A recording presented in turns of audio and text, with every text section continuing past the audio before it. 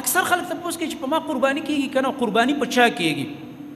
نو دا مولیان ورته وایي چې قرباني په هغه چا کیږي وایي زمونږ د مسلک علماو لیکلي داسې وایي ګوره دا نه وایي چې حدیث کې راغلي ځکه حدیث شته نه په دې کې صحیح حدیث په دې ګاډو شته نه وایي زمونږ د مسلک علما کرام ویلې بل ورځ مې د یو مولا کلیپ اورېده دقه خبرې کولې او بورډ یې ملا راخستی ورته ناست لیکچر یې ورکوو مولوي صاحب نو هغې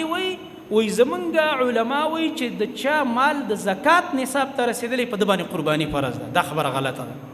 په هېڅ صحیح حدیث کې دا نه دي راغلي چې د چا مال د زکات نصاب ته ورسېد نو ګینې دا به قرباني کوي نه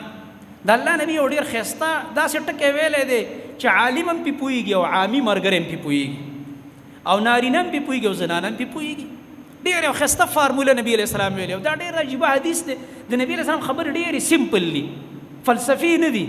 چې تا په الجاو کې مګر دا که زما ستا ذهن کمزور نو ټیک ده په یو خبره به کله پوه نه شو عالم له لاړ شه به دې پوه کړي ټوله مسله به دې ختمه شي رسول الله صلی الله علیه وسلم فرمایي من کان له سعة وګوره دې ټکي ته من کان له سعة د الله نه فرمایي د چا چې وس کېږي دې وس ټکي ته وګوره ولم يضحي او دې وس ولا قرباني ونه کړله فلا يقربن مصلانا دا دې زموږ عیدګاه له نه راځي مطلب دا دی چې ستا وس کېده د قربانۍ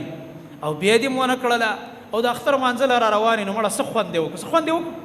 خوند خو بیا هله کولی چې اختر مونځ دې کړی وی وس دې د قربانۍ کېدو راغلی او ښه ښایسته دې د خپله قرباني راګیره کړی وی ځان به دې پې مصروف کړی وی د الله دپاره به دې لږ دا ورځ ځان به دې م ستړی کړی وی مال به دې م لګولی قرباني به دې کړی وی خپله به دې م خوړلی وی بچو باندې ګاونډیانو باندې یتیمانان او کونډې رنډې محتاجو خلکو له به دې م ورکړی وی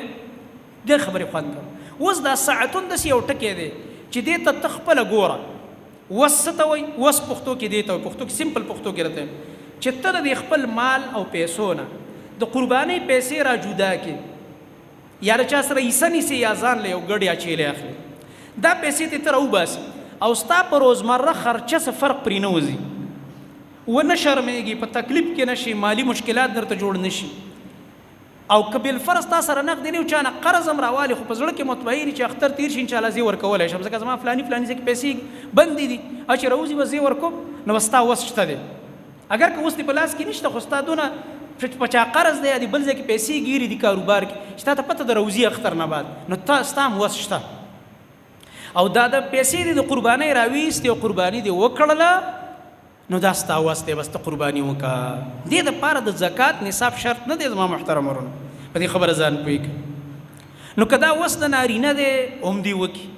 که دا وس د زنانه دی هم دې هغه قرباني وکړي او دا مسله خو دې ځای باندې الحمدلله حل کړه الله رب العالمین او تاسو پې پوه شوئ انشاءالله